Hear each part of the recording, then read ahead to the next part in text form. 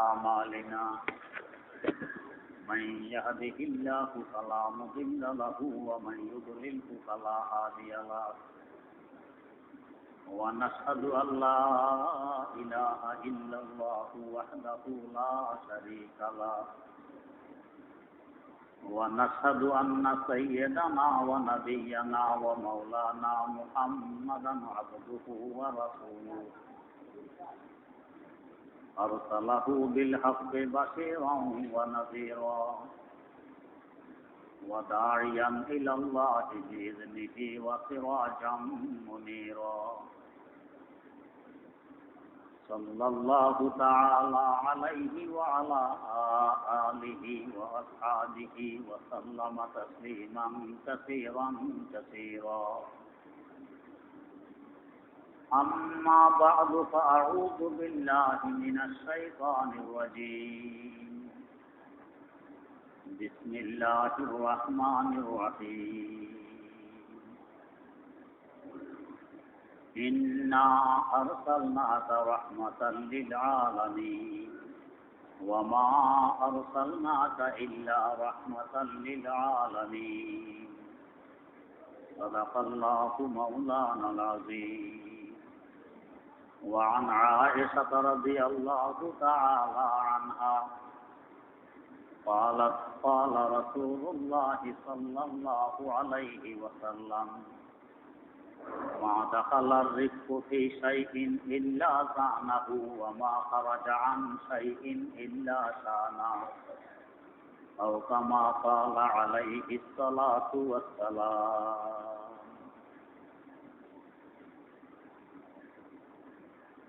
আল্লাহ রাব্বুল আলামিন আমাদেরকে মানুষের সূরত দিয়ে পাঠিয়েছেন এই জগতে।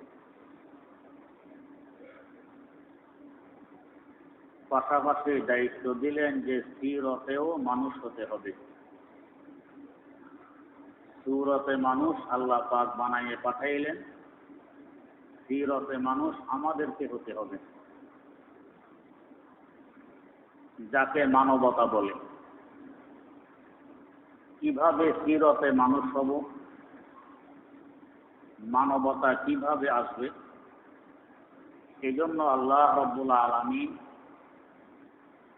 কোরআনে কারীম নাযিল করার পাশাপাশি কোরআনের ধারক বাহক বিশ্বের মানবতার দূত হযরত মুহাম্মদুর রাসূলুল্লাহ সাল্লাল্লাহু আলাইহি ওয়াসাল্লামকে পাঠাইলেন। তিনি কোরআনী বিধানকে প্র্যাকটিক্যাল ভাবে আমাদের সামনে তুলে ধরবেন, যাতে আমরা শিক্ষা গ্রহণ করতে পারি। তার আবির্ভাব কালে এবং তার আবির্ভাবের পূর্বে এই বিশ্বের সূরতধারী মানুষগুলোর অবস্থা এমন ছিল, হিংস্র প্রাণী পর্যন্ত এদের সামনে হার মানতে বাধ্য থাকত। মানবতা বলতে কিছু ছিল না। হিংস্র প্রাণীর যেভাবে খাওয়া, পায়খানা করা, ঘুমানো এবং যৌন ক্ষুধা মিটানো, এই ছিল তাদের চিন্তা ফিকির। এই ছাড়া আর কোনো চিন্তা ফিকির ছিল না। তৎকালীন বিশ্বে সূরতধারী মানুষগুলোরও চিন্তা ফিকির এমনই ছিল।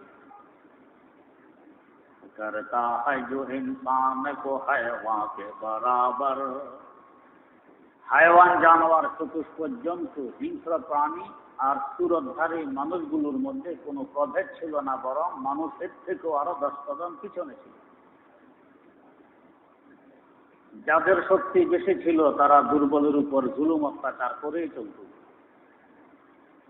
পুরুষরা নারীদের উপর জুলুম অত্যাচার করেই চলত।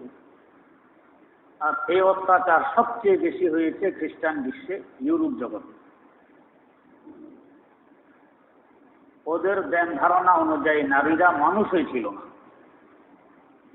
আল্লাহ পাক যেমনি ভাবে গরু ছাগল সৃষ্টি করেছেন মানুষের সেবার জন্য, তাদের আকীদার বিশ্বাস ছিল নারীকেও আল্লাহ পাক সৃষ্টি করেছেন মানুষের সেবার জন্য, এরা বাস্তবে মানুষ নয়।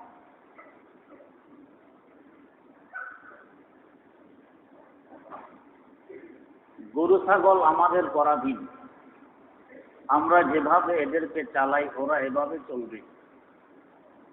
যখন খাওয়ার সুযোগ দেব তখন খাবে, এর আগে তার মুখে একটি টুকরি বেঁধে রাখা হয় যাতে সে খাইতে না পারে। তার শিঙে গলায় কিংবা নাক ছিদ্র করে রশি লাগাইয়ে বেঁধে রাখা হয় যাতে স্বাধীনভাবে এদিক সেদিক ছুটাছুটি করতে না পারে, কোথাও বের হতে না পারে।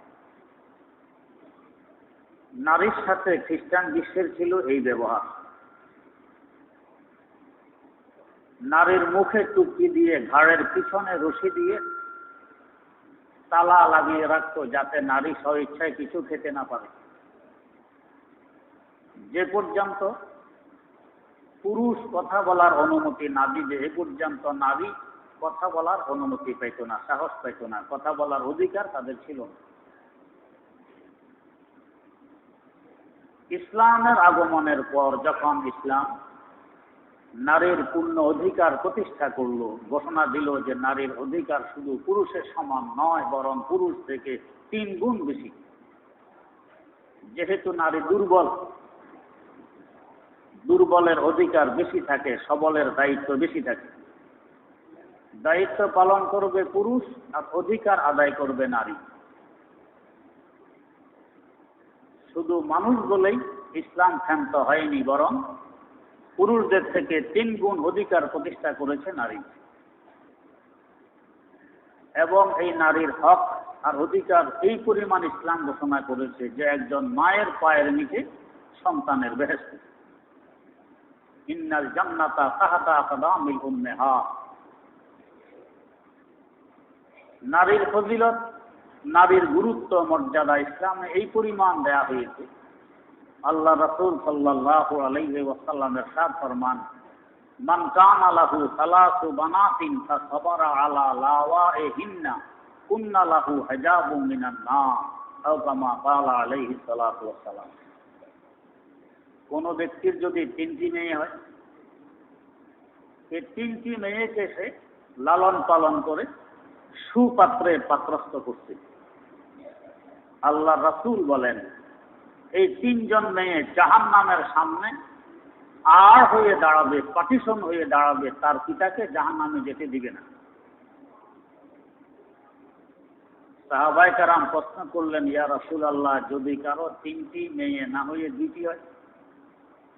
হুজুর বললেন, 2টি হলেও সে এই ফজিলত পাবে, তার এই 2 জন মেয়ে তার পিতাকে জাহান্নামে যেতে দিবে না।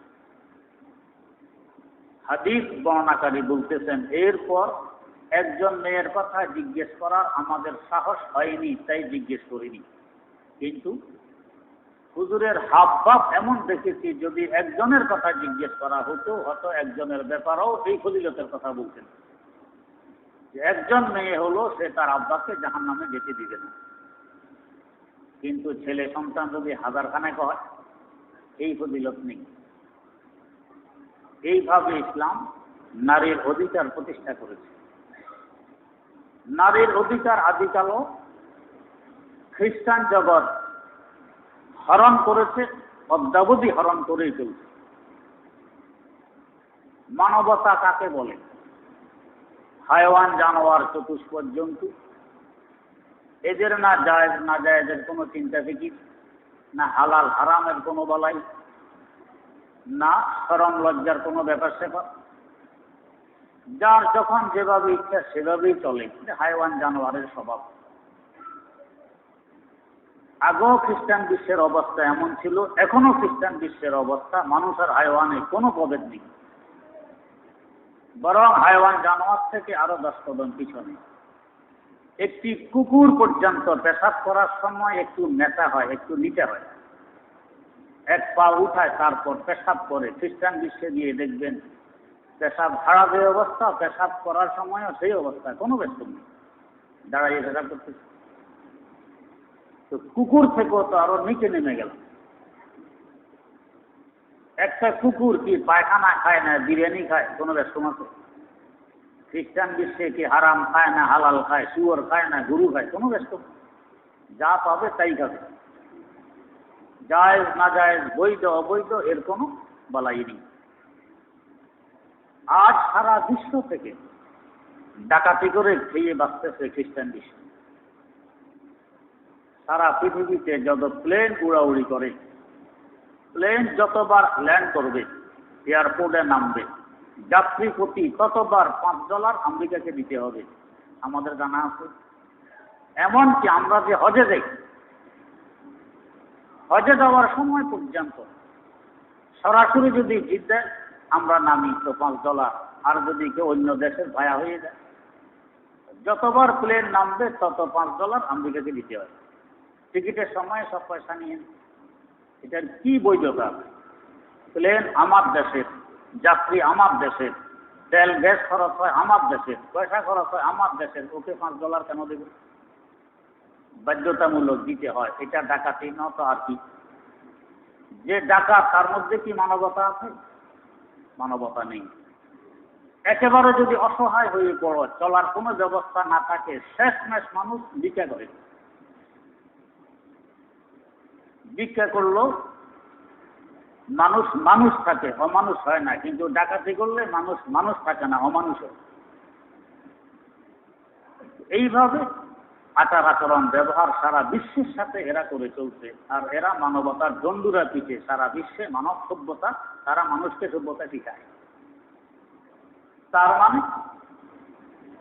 আমি যদি অসভ্য থাকি তো সভ্যরা আমাকে অসভ্য বলবে, আমার ইজ্জত নষ্ট হবে। সবাইকে যদি অসভ্য বানাইতে পারি তো তাহলে আমি আর ওরা সমান হয়ে গেলাম, আমার ইজ্জত ওদের ইজ্জত এক সমান, তখন ইজ্জতে নেই, নষ্ট হওয়ার প্রশ্নও থাকে না। এখানে আমরা সবাই আল্লাহ রাব্বুল আলামিনের ডাকে সাড়া দিয়ে মসজিদে এসেছি।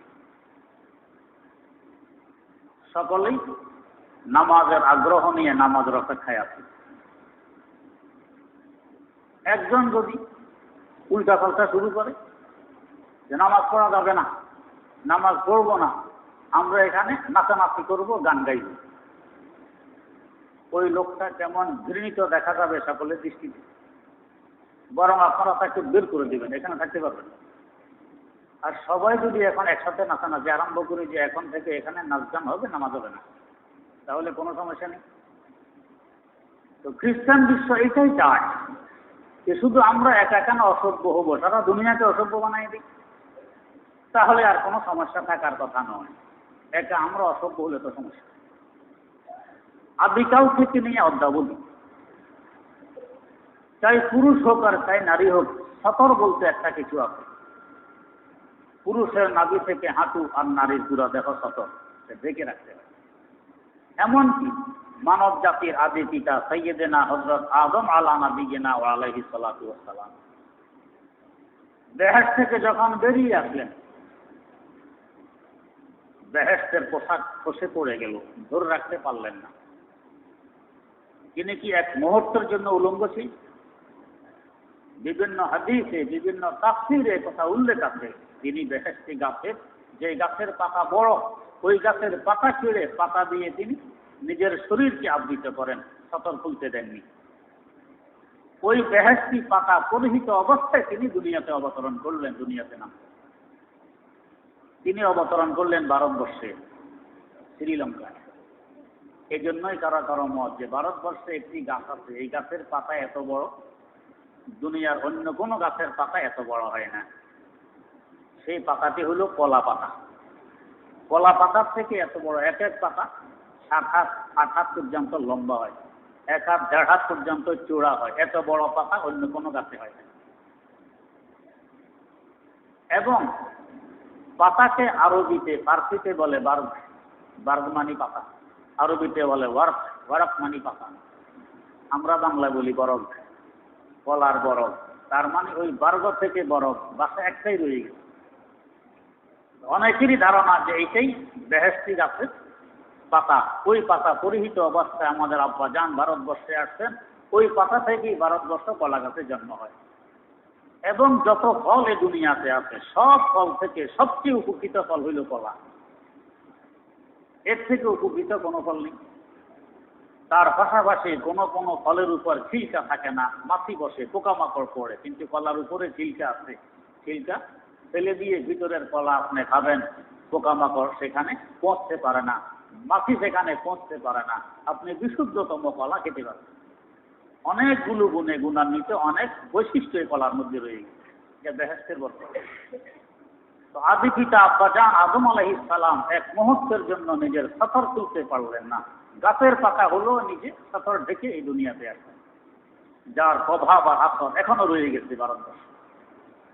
কিন্তু খ্রিস্টান বিশ্বে, বিশেষ করে আমেরিকা, ইউরোপে এখনো এমন জায়গা আছে, ওই জায়গায় কোনো মানুষ ঢুকতে হলে শরীরে সামান্যতম কাপড় নিয়েও ঢুকতে পারবে না। আমাদের আরবি ভাষায় বলে মুজাররাদে মাহব, মুজাররাদ, একেবারে মুজাররাদ, পুরাপুরি বস্ত্রবিহীন অবস্থায় সেখানে ঢুকতে হবে। এটা সেখানের সভ্যতা।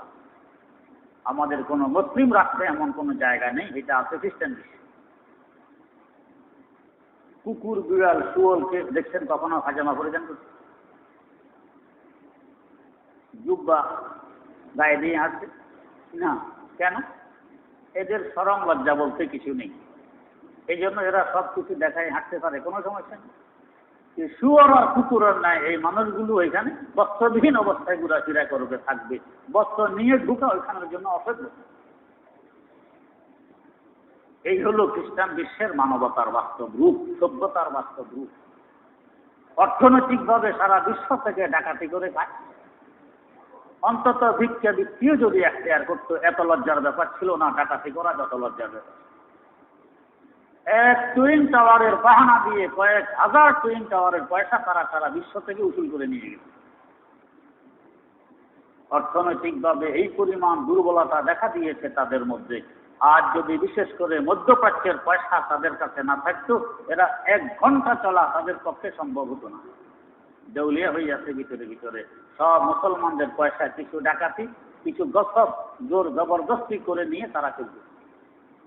আফগানিস্তান যখন আক্রমণ করে তখন পত্রিকায় দেখেছি সৌদি কিছু শায়েখরা আমেরিকার বিভিন্ন কোম্পানি থেকে তাদের শেয়ারের পয়সা উঠেই নিয়ে আসতেছিল, যার কারণে 200 কোম্পানি বন্ধ হয়ে গেছে, অচল হয়ে গেছে, পত্রিকায় দেখে।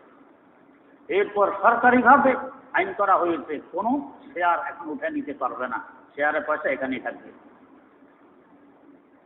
যদি সব পয়সা উঠে নিয়ে আসতো মুসলমানেরা, হয়তো তখনই আমেরিকার চলা শেষ হয়ে যেত। তো কিছু ডাকাতি, কিছু জুলুম, কিছু জোর জবরদস্তি, এভাবে তারা চলছে অর্থনৈতিকভাবে। আর মানবতা বলতে তো কি অবস্থা আপনারা অনেকে জানেন, যারা পত্র পত্রিকা পড়েন বা বিচক্ষণতার সাথে ওই দেশে আপনারা থাকছেন। মানবতা শিখাইছে এই বিশ্ববাসীকে একমাত্র মানবতার দূত হযরত মুহাম্মদুর রাসূলুল্লাহ সাল্লাল্লাহু আলাইহি ওয়াসাল্লাম।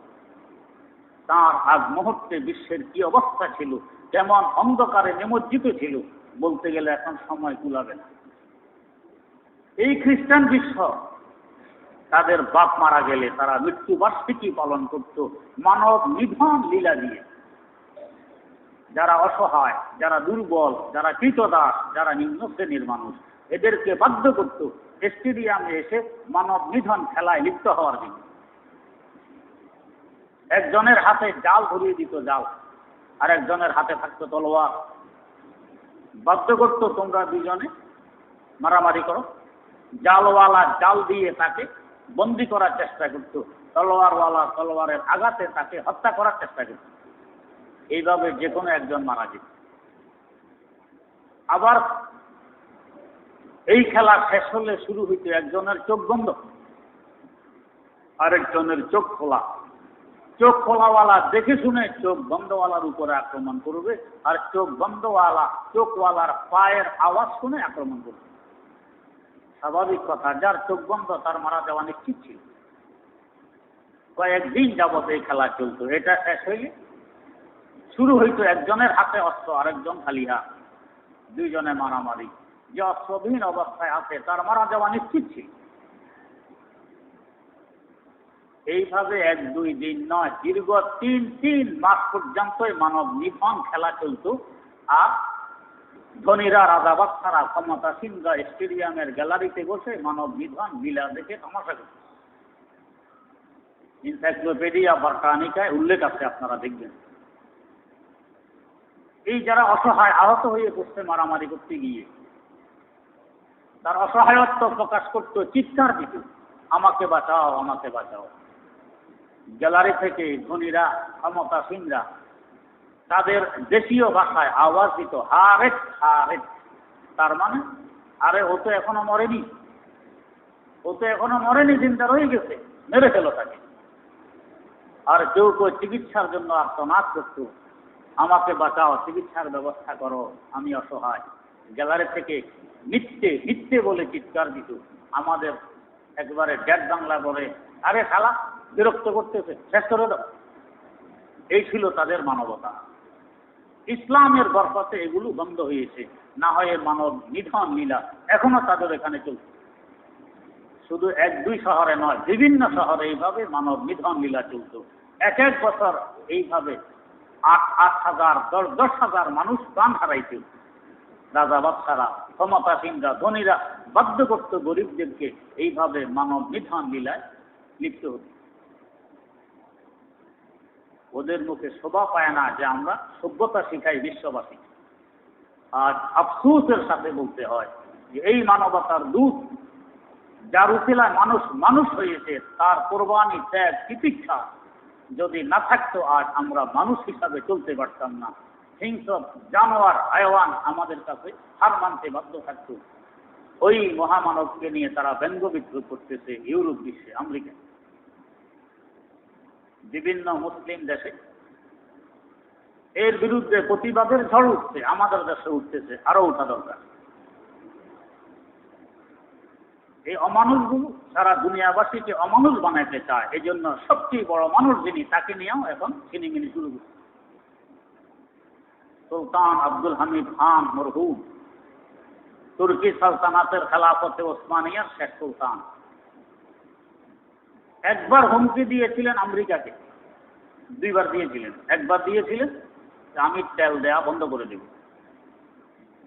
এই এক হুমকিতে আমেরিকায় একদিনের তেলের দাম ডবল হয়ে গিয়েছিল, দ্বিগুণ। এখনো বিশ্বের 90% তেল মুসলমানের হাতে। শুধু মুসলমান যদি বলে আমরা তেল দেয়া বন্ধ করে দিব, আমেরিকা চলতে পারবে না।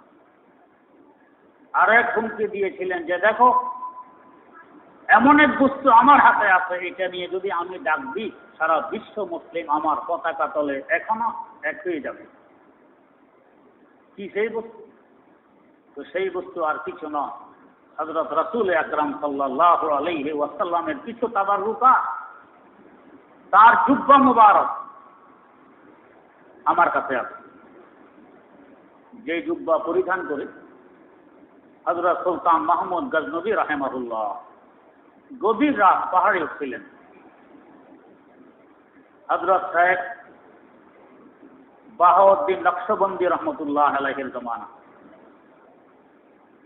পাহাড়ে উঠে দোয়া করছিলেন, আল্লাহ গভীর রাত, দুনিয়া ঘুমে বিভূত, আল্লাহ আমি সুলতান মাহমুদ কি তুমি জানো, আমিও জানি। আমার কি ক্ষমতা আছে, কি শক্তি আছে, আমি তোমার নাম জিন্দা রাখতে পারি এই বিশ্বে।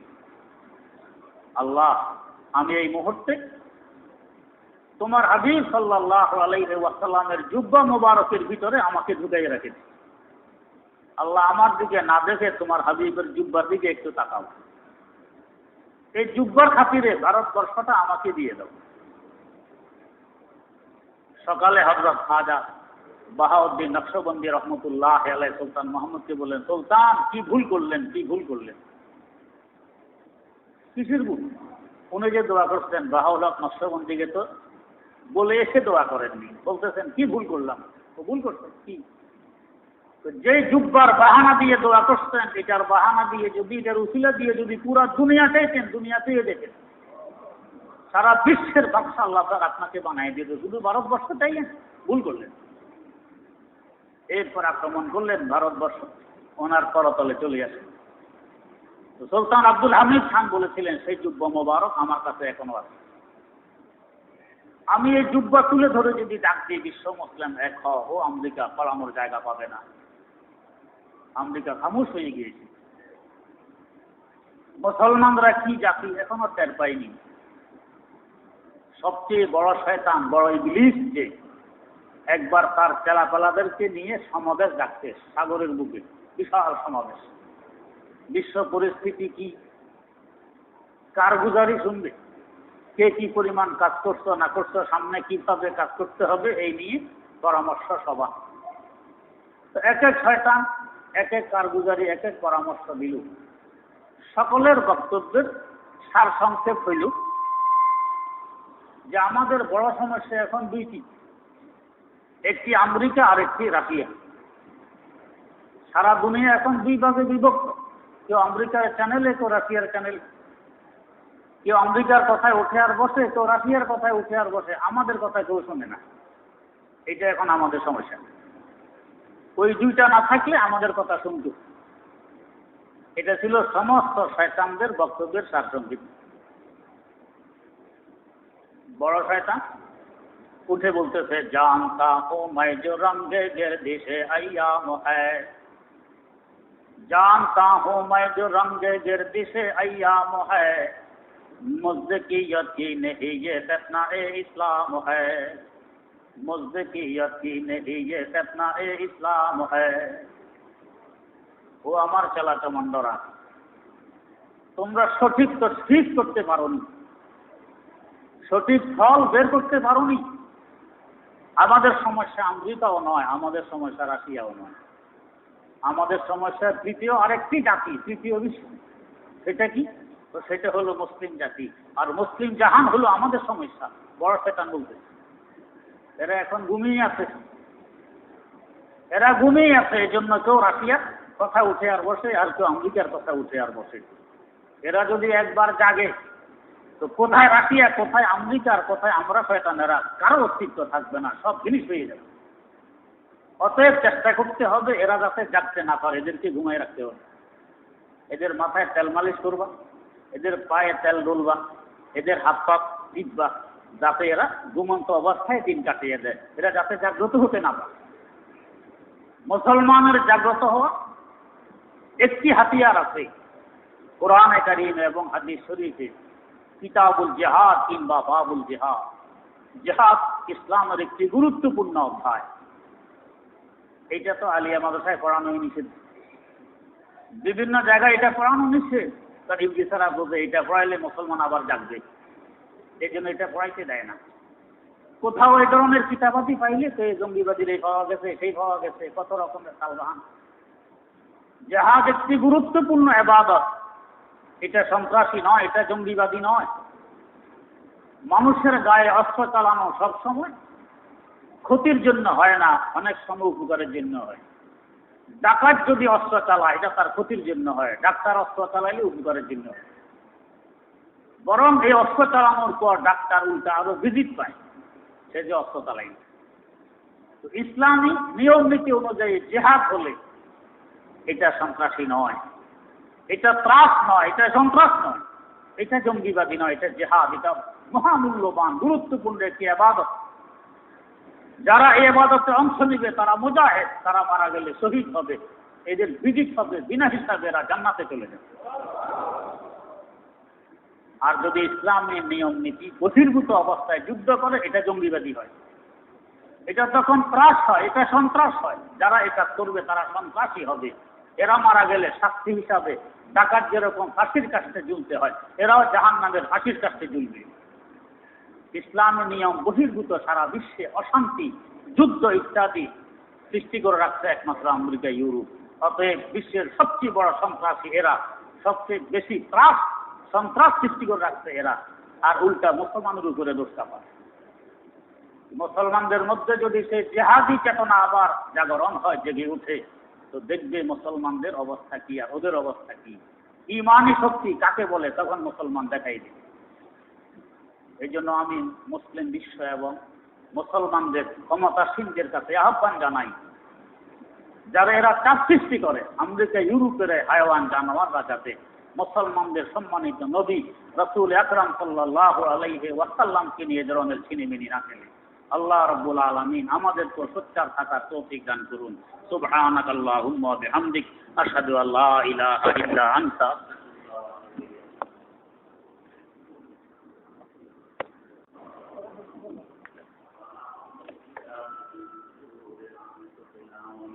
سيئات أعمالنا من يهده الله فلا مضل له ومن يضلله فلا هادي له ونشهد أن لا إله إلا الله وحده لا شريك له ونشهد أن سيدنا ونبينا ومولانا محمدا عبده ورسوله أرسله بالحق بشيرا ونذيرا وداعيا إلى الله بإذنه وسراجا منيرا صلى الله تعالى عليه وعلى آله وأصحابه وسلم تسليما كثيرا كثيرا أما بعد فأعوذ بالله من الشيطان الرجيم بسم الله الرحمن الرحيم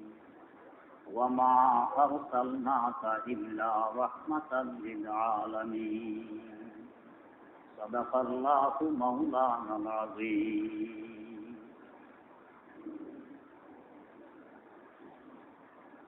হযরত রাসূল আকরাম সাল্লাল্লাহু আলাইহি ওয়াসাল্লামের অবদান সম্পর্কে আলোচনা চলছিল। তাঁর আবির্ভাব না ঘটলে, তাঁর ত্যাগ তিতিক্ষা এবং কোরবানি না থাকলে আজ আমরা মানুষ হতে পারতাম না। জাতি বিজাতি যার সামান্যতম সদ্বোধ আছে সে একথা মানতে বাধ্য। তার ব্যাপারে যদি শুধু মুসলমানরাই প্রশংসার গান গাইত তাহলে হয়তো একথা বলা যেত, ওদের নবী, ওরা তো প্রশংসা করবেই। কিন্তু যারা তাকে নবী হিসাবে স্বীকার করে না, এরাও যদি তার গুণ গায় তাহলে সকলকে একথা মানা উচিত যে বাস্তবে তিনি গুণের অধিকারী, বাস্তবে তিনি প্রশংসার অধিকারী। এই পৃথিবীতে বহু ইতিহাসবিদেরা ইতিহাস রচনা করেছেন, যাদের ইতিহাস আজ জাতির সামনে আছে, বিশ্ববাসীর সামনে আছে। মাঝে মধ্যে দু এক কথা ছাড়া সমষ্টিগতভাবে একজন এমন ঐতিহাসিকবিদ নেই যে তার প্রশংসা না করছে। বিশেষ করে এই বিশ্বের সবচেয়ে বেশি অবদান কারা রেখেছিলেন, সবচেয়ে বেশি আলোচিত প্রশংসিত ব্যক্তিবর্গ কারা, সবচেয়ে বড় বড় মানুষ কারা, এদের উপরে যারা ইতিহাস লিখেছেন, মুসলমানদের তো অনেক আছে, বিজাতি বিশেষ করে খ্রিস্টানদেরও আছে। 2টি বই বাজারে পাবেন, 100 বিশ্বের বড় মানুষ বইয়ের নাম। আদিকাল থেকে নিয়ে এই যুগ পর্যন্ত বিশ্বের সবচেয়ে বড় বড় 100 মানুষকে বাছনি করে তাদের ইতিহাস ওই বইগুলোতে লিপিবদ্ধ করা হয়েছে। উভয় লেখক তাদের বইতে সর্বপ্রথম নাম আমাদের নবী, শেষ নবী হযরত মুহাম্মদুর রাসূলুল্লাহ সাল্লাল্লাহু আলাইহি ওয়াসাল্লামের উল্লেখ করতে বাধ্য হয়েছে। অথচ ওরা খ্রিস্টান, তাদের নবীর নাম প্রথম নম্বরে তারা আনতে পারেনি, আমাদের নবীর নাম আনতে বাধ্য হয়েছে। বিচক্ষণতার সাথে খালিউজ্জেহেন হয়ে, মনকে ডান বাম দিকে না ঘুরাইয়ে আপন জায়গায় রেখে যদি কেউ নিরীক্ষণ করে, একথা বুঝতে সক্ষম হয়, সহজে বুঝতে সক্ষম হয় যে আব্দুল্লাহর এতিম বেটা মুহাম্মদুর রাসূলুল্লাহ সাল্লাল্লাহু আলাইহি ওয়াসাল্লাম বিশ্বের শ্রেষ্ঠতম মানুষ। আর যদি কোনো স্বার্থ কাজ করে ভিন্ন কথা, কারণ স্বার্থের বৈশিষ্ট্য হলো যখনই কারো সামনে স্বার্থ আসে তখন তার বুদ্ধি বিদায় নিয়ে নেয়। হক এবং না হক, হক এবং বাতিল বুঝার শক্তি সে হারিয়ে ফেলে, তার কাছে এই শক্তি থাকে না। হযরত জালালউদ্দিন রুমি রহমতুল্লাহ আলাইহি মুসনাদ শরীফের মধ্যে এই কথা জোর গলায় বলে গেছেন তার ভাষায় তিনি বলতেন, চোগরজ আমদ হুনার পুশিদা শোন, চোগরজ আমদ হুনার পুশিদা শোন, সদ হেজাবত দিল বসোয়ে দিদা শোন, সদ হেজাবত দিল বসোয়ে দিদা শোন। হাজার হাজার পর্দা তখন তার চোখের সামনে এসে দাঁড়িয়ে যায়, সে হক দেখতে পায় না। যখন স্বার্থ সামনে আসে, স্বার্থের পর্দা এত গাঢ়, এত গভীর, এই পর্দার সামনে অন্য কিছুই দেখা যায়। তো স্বার্থ যদি কারো থাকে ভিন্ন কথা, কিন্তু নিঃস্বার্থভাবে যারা লিখে গেছে, যারা জাত পড়তাল করে গেছে, এরা একথা স্বীকার করতে বাধ্য যে আদিকাল থেকে নিয়ে এই যুগ পর্যন্ত বিশ্বের শ্রেষ্ঠতম মানব মুহাম্মদুর রাসূলুল্লাহ সাল্লাল্লাহু আলাইহি ওয়াসাল্লাম। খ্রিস্টান, ইহুদি, হিন্দু এরকম বহু লেখক আছে যারা রাসূল আকরাম সাল্লাল্লাহু আলাইহি ওয়াসাল্লাম সম্পর্কে লিখে গেছে। এমনকি এক হিন্দু লেখক, এই বেচারা লেখার সার সংক্ষেপ সে শের আর কবিতা দিয়ে লিখে গেছে। তো এই পৃথিবী যদি পরশ পাথর দিয়ে ভর্তি করে দেয়া হয়, পরশ পাথর, যেই পাথরে লোহা লাগাইলে লোহা সোনা হয়, তাহলে সোনার থেকেও কত বেশি মূল্য হবে ওই পাথরে। তো এমন মূল্যবান পাথর দিয়ে যদি এই পৃথিবীকে ভরে দেয়া হয়, পাহাড় পর্বত যা কিছু আছে সব পরশ পাথর যদি হয়ে যায়, আর একদিকে মুসলমানদের নবী মুহাম্মদের একখানা স্যান্ডেল, একদিকে পুরা বিশ্ব ভরা পরশ পাথর, আরেকদিকে মুসলমানদের নবী মুহাম্মদের একখানা স্যান্ডেল। তো আমি যদিও হিন্দুর ছেলে হই, আমাকে যদি জিজ্ঞেস করা হয় তুমি ওই ভাগ নিবে না এই ভাগ নিবে, এই বিশ্ব ভরা পরশ পাথর নিবে না মুহাম্মদের ওই স্যান্ডেলখানা নিবে, তো আমি বলবো আমি ওই স্যান্ডেলখানা নিব। হিন্দুর বেটা হওয়ার পরও সেই কথা বলতে বাধ্য যে আমি ওই স্যান্ডেলখানা নেব। এই বিশ্ব ভরা পরশ পাথরের থেকে ওই স্যান্ডেলের মূল্য কোটি কোটি গুণ বেশি। হযরত রাসূল আকরাম সাল্লাল্লাহু আলাইহি ওয়াসাল্লামের অবদান শুধু মুসলমানের জন্য নয়। বুখারী শরীফে একটি হাদিস আছে, হুজুর সাল্লাল্লাহু আলাইহি ওয়াসাল্লামের অবদান সম্পর্কে। তো কানা আজওয়াদু মিনার রিহিল মুরসালা, প্রবাহমান বাতাস, অহরহ যে বাতাস চলতে থাকে, এই বাতাস দ্বারা আল্লাহর দোস্ত, আল্লাহর দুশমন, ধনী গরিব সকলেই একসাথে উপকৃত হতে পারে, একভাবে উপকৃত হতে পারে। এমন নয় যে আল্লাহর ওলি তার উপকার বেশি হবে, যে আল্লাহর দুশমন তার উপকার কম হবে, এমন নয়। বাতাস সমানভাবে সকলকেই উপকার করে যায়, এটা বাতাসের স্বভাব। এমনকি এই বাতাসের কারণে আমাদের ফসলাদি, ফল ফলাদি, গাছগাছালি এগুলো সব উপকৃত হয়। শুধু মানুষ যে হয়, শুধু হায়াওয়ান জানোয়ার যে হয় তা নয়, গাছগাছালি পর্যন্ত, নির্জীব পর্যন্ত বাতাস দ্বারা উপকৃত হয়। বসন্তকালে যখন বাতাস ফিরে দক্ষিণ দিক থেকে আসা শুরু হয়, এর আগে শীতকালে গাছগাছালি সব উলঙ্গ হয়ে গেছে, গাছের পাতা ঝরে পড়ে গেছে।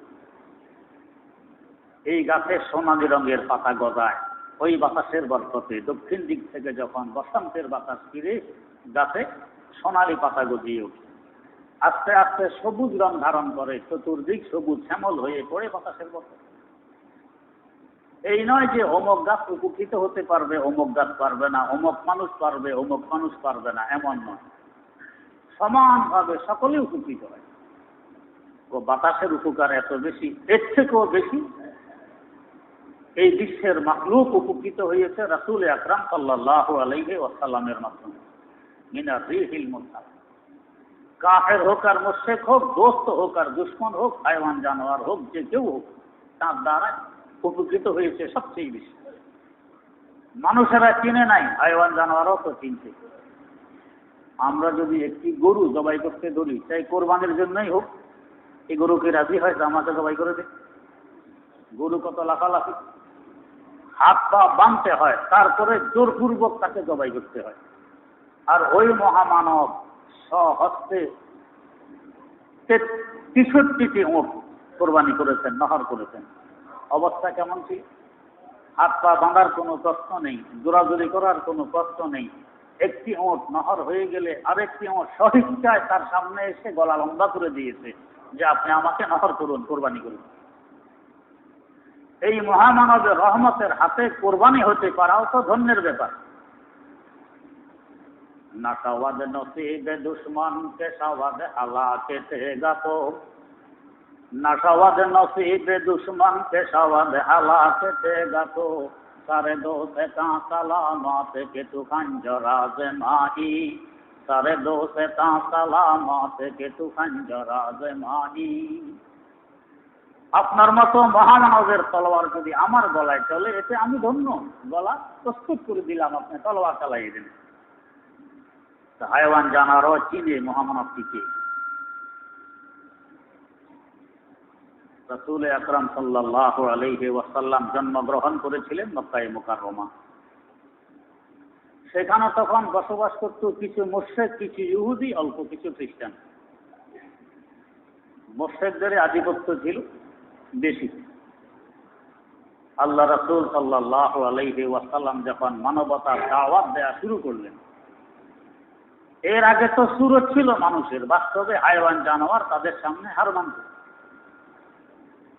এখন এই সুরতধারী হায়ওয়ান জানোয়ারগুলো তার শত্রু হয়ে যায়, তাকে শত্রু বানায় নেয়। 2 দিন আগেও যারা ওনাকে মাথায় নিয়ে ঘুরত, আস-সাদিকুল আমিন উপাধি দিয়ে ঘোষিত করেছিল যে আপনি একমাত্র আমানতদার, আপনি সত্যবাদী, এই উপাধি যারা দিয়েছিল এরাই এখন জানের দুশ্মন, রক্তের পিপাসু। কেন? মানবতার দাওয়াত দেয়। সাধারণত যারা অবুঝ এরা এমনই। ছোট্ট ছেলে গলায় টনসিল, ডোক গিলতে পারে না ব্যথায়, আইসক্রিমওয়ালা আসছে, তার আব্বা আম্মাকে বলতেছে আমাকে টাকা দাও, আইসক্রিম দাও।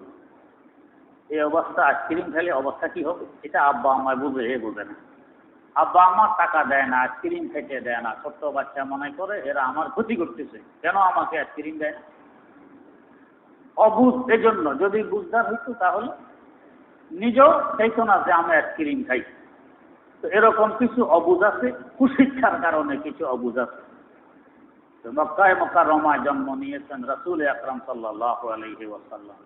এই মুশরিকরা, ইহুদিরা, খ্রিস্টানেরা তাকে তার দেশও থাকতে দিল না,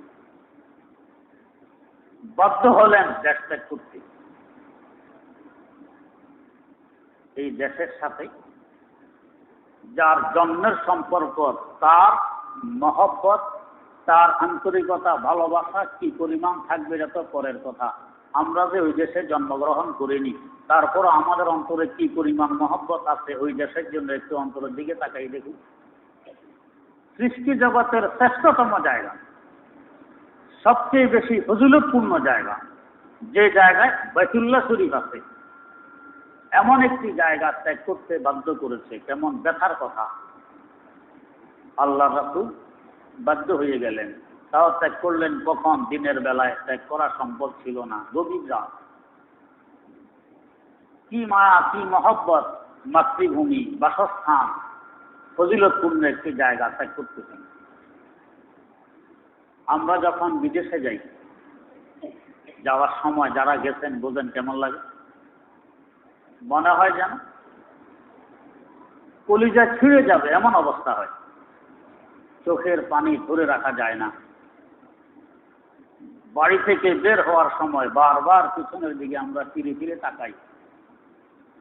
মনে হয় যেন আমার বাড়ির ইট পাটকেল পর্যন্ত, দরদিওয়ার পর্যন্ত, গাছগাছালি পর্যন্ত আমাকে ডাকছে, কোথায় আমাদেরকে ছেড়ে তুমি চলে যাচ্ছ? তুমি যেও না, তুমি আমাদের কাছে থেকে যাও। কি অবস্থা!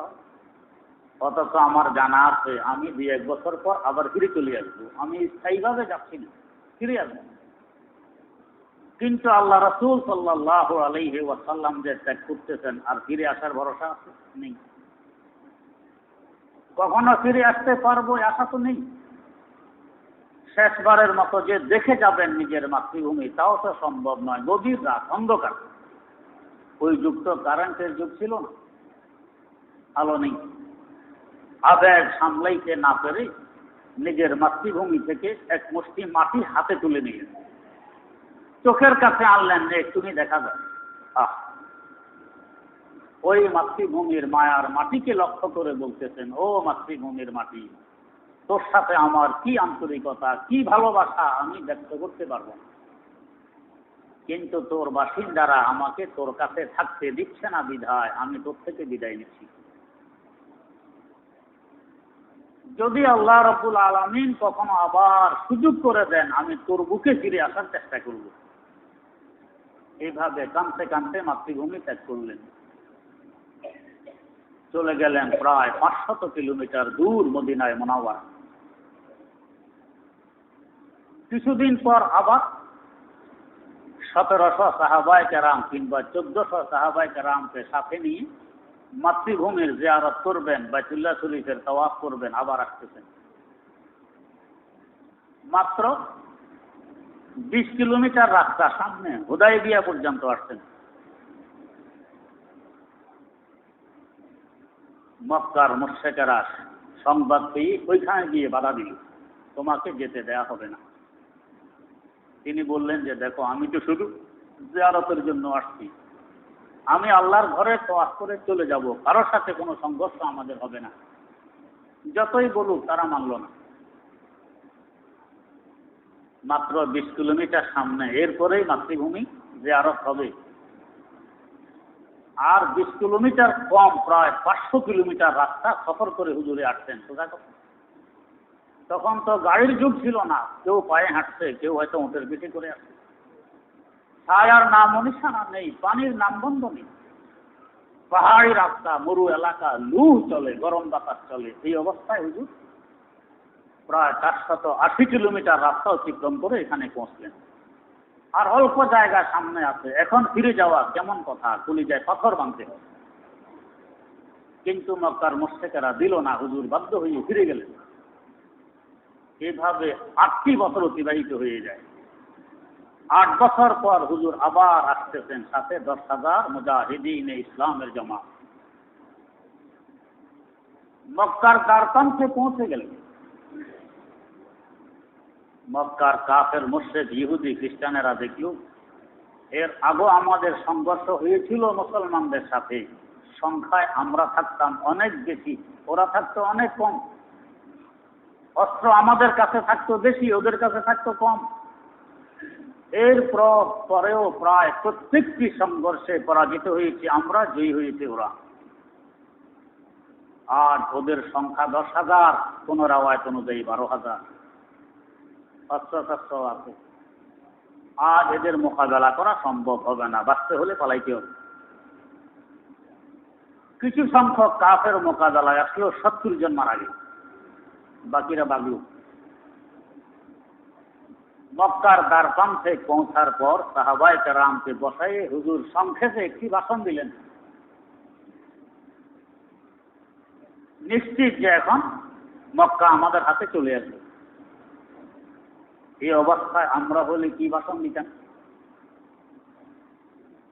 আমরা হলে বলতাম, বিপ্লবী বন্ধুগণ, এই মক্কার কাফের মুশরিক ইহুদি খ্রিস্টান এই জালেমেরা আমাদেরকে আমাদের মাতৃভূমিতে থাকতে দেয়নি। জুলুম অত্যাচারের স্টিম রোলার আমাদের উপর চালাইয়েছে এরা।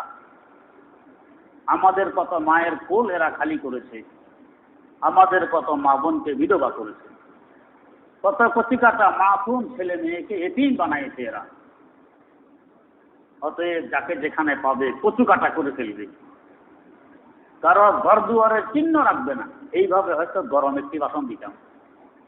কিন্তু মানবতার দূত রহমতুল্লিল আলামিন সাল্লাল্লাহু আলাইহি ওয়াসাল্লাম এত বড় সুবর্ণ সুযোগ হাতে আসার পরেও মুজাহিদিন ইসলামকে সামনে বসাই ভাষণ দিলেন, ও মুসলমান ভাইয়েরা, খবরদার, কোন বুড়ো মানুষকে হত্যা করতে পারবে না। এরা মুরব্বী, এদের ইজ্জত, এদের শ্রদ্ধা অনেক বেশি, এদেরকে হত্যা করা যাবে না। চাই পুরুষ হোক আর মেয়ে হোক, কোন নাবালেগ অপ্রাপ্ত বয়স্ককে হত্যা করা যাবে না, তার উপর হাত উঠানো যাবে না, চাই ছেলে হোক আর মেয়ে হোক। কোন মাযুর, ল্যাংড়া, লুলা, অন্ধ, হাতুড়, এদেরকে হত্যা করা যাবে না, এরা মাযুর। যারা আত্মসমর্পণ করবে এদেরকে হত্যা করা যাবে না। যারা আবু সুফিয়ানের ঘরে আশ্রয় নিবে এদেরকে হত্যা করা যাবে না। যারা বাইতুল্লাহ শরীফের গিলাফ জড়িয়ে ধরবে এদেরকে হত্যা করা যাবে না। শুধুমাত্র যারা তোমাদের বিরুদ্ধে অস্ত্র হাতে নিবে এদেরকে হত্যা করার বৈধতা আছে। মানুষ আর কাকে বলে? এমন শর্ত শরায়েত অনুযায়ী যে যুদ্ধ সংগঠিত হয় এটাকে বলা হয় জিহাদ। এটা অনেক বড় গুরুত্বপূর্ণ একটি ইবাদত। এটা জঙ্গিবাদী নয়, এটা সন্ত্রাসী নয়, এটা জিহাদ। এর বরকতে অমানুষ মানুষ হয়। আর যারা জিহাদে অংশগ্রহণ করে, শাহাদাত বরণ করে, এরা পুরস্কার হিসাবে বিনা হিসাবে জান্নাতে চলে যায়। আর এই ধরনের শর্ত যারা মানবে না, লঙ্ঘন করে যুদ্ধ করবে, এই সমস্ত যুদ্ধকে বলা হয় ত্রাস কিংবা সন্ত্রাস। যারা এই ধরনের যুদ্ধে অংশ নিবে তাদেরকে বলা হয় সন্ত্রাসী, এরা জঙ্গিবাদী। এই হিসাবে আজ বিশ্বের দিকে যদি আমরা তাকাই, আল্লাহ রাসূল সাল্লাল্লাহু আলাইহি ওয়াসাল্লামের আরোপিত এই বিধিনিষেধ আজ বিশ্বের পরাশক্তিরা কি মেনে চলে? কার্পেট বোমা নিক্ষেপ করে এক এক দেশে। আফগানিস্তান যখন আক্রমণ করেছিল আমেরিকা, তো কার্পেট বোমা একদিক থেকে বোমা ফেলেই যাচ্ছে, যেভাবে বৃষ্টি হয় এভাবে। এই বোমায় কি শুধু যারা মুজাহিদি ইসলাম এরাই না শহীদ হয়েছে? যারা অস্ত্র ধরেনি এরাও মারা শহীদ হচ্ছে। বুড়ো হোক আর বুড়ি হোক, অপ্রাপ্ত বয়স্ক ছেলে হোক আর মেয়ে হোক, ল্যাংড়া হোক, লুলা হোক, আতুর হোক, অন্ধ হোক, এমনকি গরু, ছাগল, হাঁস, মুরগি, পশু পাখি, গাছ গাছালি পর্যন্ত ধ্বংস হয়ে যাচ্ছে। এটা হলো তাদের যুদ্ধের নমুনা। এবার বলুন, এটা জিহাদ না এটা সন্ত্রাসী? এটা সন্ত্রাস। যারা এই কাজ করে এরা সন্ত্রাসী, বিশ্বের সবচেয়ে বড় সন্ত্রাসী। সারা বিশ্বে যেখানে অশান্তির আগুন জ্বলে, যুদ্ধ চলতেছে, গোড়া দেখবেন আমেরিকায় আছে কিংবা ইসরায়েলে আছে। হয় গোড়া ইহুদি অথবা খ্রিস্টান।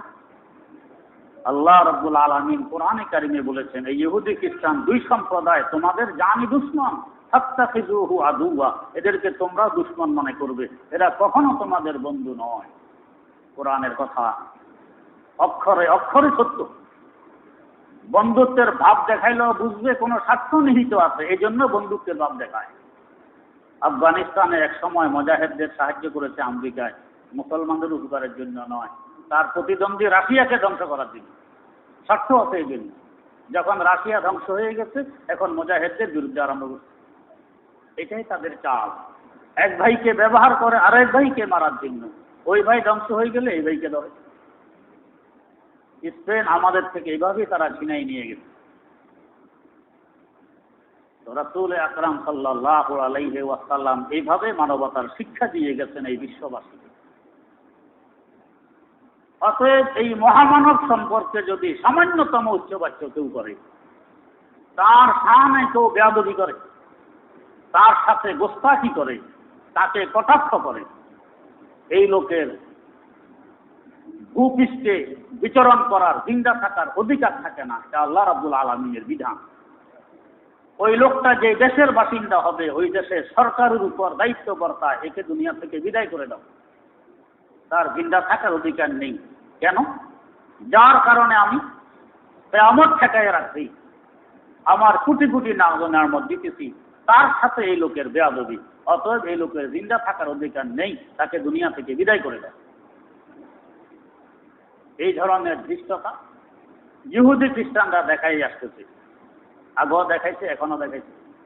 রাসূল আকরাম সাল্লাল্লাহু আলাইহি ওয়াসাল্লামকে প্রকাশ্যভাবে হত্যা করা দেখতে সম্ভব নয়। গোপনীয়ভাবে বহুবার চেষ্টা করেছে ইহুদিরা। এক ইহুদি মহিলা রাসূল আকরাম সাল্লাল্লাহু আলাইহি ওয়াসাল্লামকে দাওয়াত করছে, আরো কিছু সাথী সঙ্গী সহকারে। বকরির গোশত পাক করছে, হুজুরকে খাওয়াবে, আর ওই গোশতের মধ্যে বিষ মিশাই দিয়েছে ইহুদি মহিলা। আল্লাহ রাসূল সাল্লাল্লাহু আলাইহি ওয়াসাল্লাম সামান্য খাইলেন। আল্লাহ পাক বুঝাই দিলেন এখানে বিষ আছে, এটা খাওয়া যাবে না। হুজুর খাইলেন না, চলে আসলেন।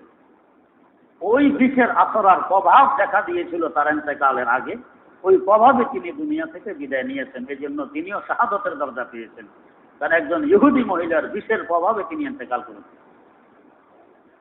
আরেকবার দাওয়াত করেছিল তাকে কিছু সাথী সঙ্গী সহকারে, এমন ভাবে বসাইছে পিছনে বড় পার্টিশন ওয়াল, ওয়ালের উপরে তার বরাবর বড় একটি পাথর রেখে দিয়েছিল আগেবারে। তিনি যখন খাওয়া আরম্ভ করবেন, ব্যস্ত থাকবেন খাওয়া দাওয়া নিয়ে, এই মুহূর্তে ওয়ালের উপর থেকে কোনো বাহানায় পাথরটি ফেলে দিয়ে পাথর তার মাথা মোবারকে পড়বে আর তিনি দুনিয়া থেকে বিদায় নিয়ে যাবেন। ইহুদিদের চক্রান্ত ছিল। হযরত জিবরাইল আমিন আলাইহিস সালাম এই মুহূর্তে তাকে সংবাদ দিয়ে গেলেন যে দেখুন আপনার উপরে এই পাথর আছে, এটা আপনার উপরে ফেলে দেওয়ার জন্য আপনাকে এখানে বসাইছে। আল্লাহ রাসূল সাল্লাল্লাহু আলাইহি ওয়াসাল্লাম সরে বসলেন। এখন পাথর পড়লে আর তার দেহ মোবারকে পড়বে না।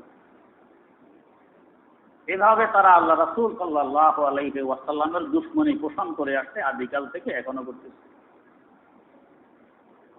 আর এই দুশ্মন এখন একসাথে হয়ে দুনিয়া থেকে ইসলামকে কিভাবে বিদায় দিবে এই পায়তারায় লিপ্ত।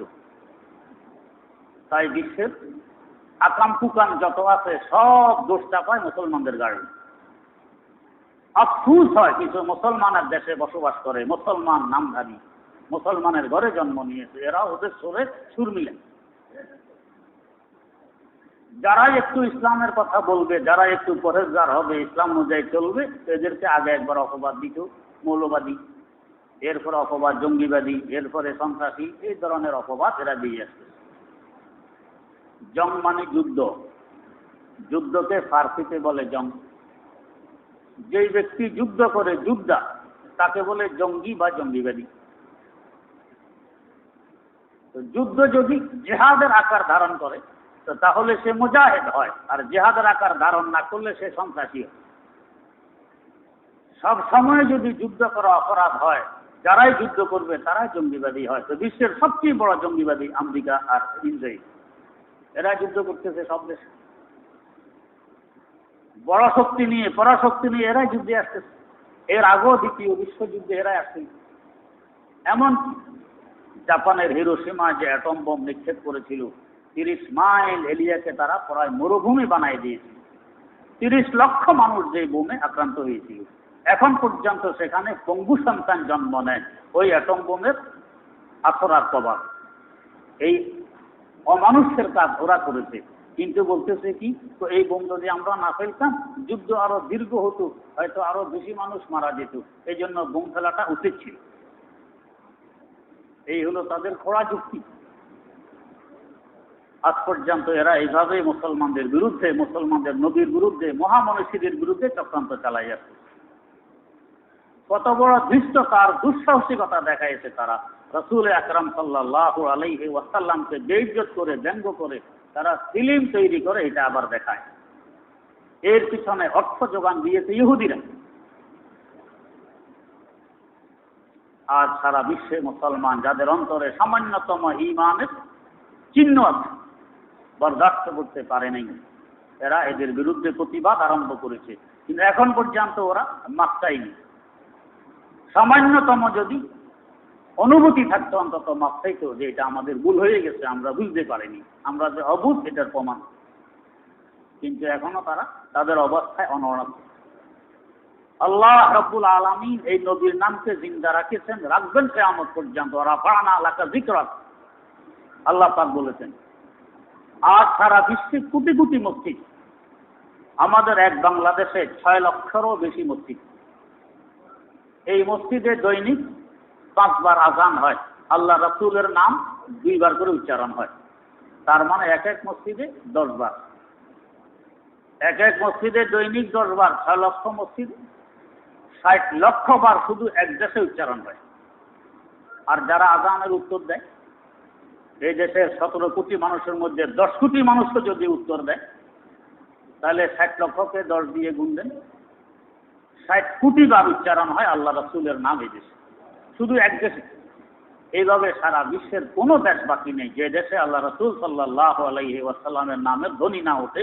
প্রত্যেক দিন কোটি কোটি বার তার নামের ধ্বনি উঠতেছে। আল্লাহ পাক জানাই দিয়েছেন, রাফা'না লাকা যিকরাক, ও নবী আমি আপনার আলোচনাকে, আপনার মর্যাদাকে উঁচু করেছি, উঁচু থাকবে কিয়ামত পর্যন্ত। ইহুদি খ্রিস্টানেরা যতই কুচেষ্টা করুক না কেন, তার ইজ্জত কখনো নষ্ট করতে পারবে না। তাই ওই ঈমানের দাবি পূরণের লক্ষ্যে রাসূল আকরাম সাল্লাল্লাহু আলাইহি ওয়াসাল্লামের মহব্বতের পরিচয় দেওয়ার লক্ষ্যে আজ এই মিরপুরের বিভিন্ন মসজিদ থেকে প্রতিবাদ মিছিল বের হবে ইনশাআল্লাহ জুমার পর।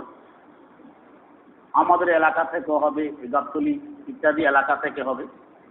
আমরা জুমার পরে সুন্নাত পড়ার পর ইনশাআল্লাহ সকলে সমবেত হয়ে মিছিল করতে করতে মাজারের সামনে যাব। 1 নম্বর হযরত শাহ আলী রহমতুল্লাহ আলাইহির মাজারের সামনে। সেখান থেকে সবাই একত্রিত হয়ে মিছিল পূর্ব দিকে যাবে, হয়তো সনি সিনেমা হল পর্যন্ত আসবে, বা ভালো মনে করলে আরো সামনে যাবে। এরপরে দোয়া হয়ে শেষ হবে। ঈমান যাদের ভিতরে আছে, রাসূলুল্লাহ সাল্লাল্লাহু আলাইহি ওয়াসাল্লামের মহব্বত যাদের ভিতরে আছে, আশা করি সকলেই এই প্রতিবাদ মিছিলে অংশগ্রহণ করবে। শান্তিপূর্ণ মিছিল হবে, এখানে কোনো ভাঙচুর নেই। কোনো দুষ্কৃতিকারী যদি উল্টাপাল্টা কিছু করতে যায়, ধরে পুলিশের সোপর্দ করা হবে ইনশাআল্লাহ। এই নিয়ে ব্যাপকভাবে আলোচনা হয়েছে বিভিন্ন জায়গায়, আমরা সকলে প্রস্তুত থাকি। আল্লাহ রাব্বুল আলামিন আমাদেরকে কবুল করুন।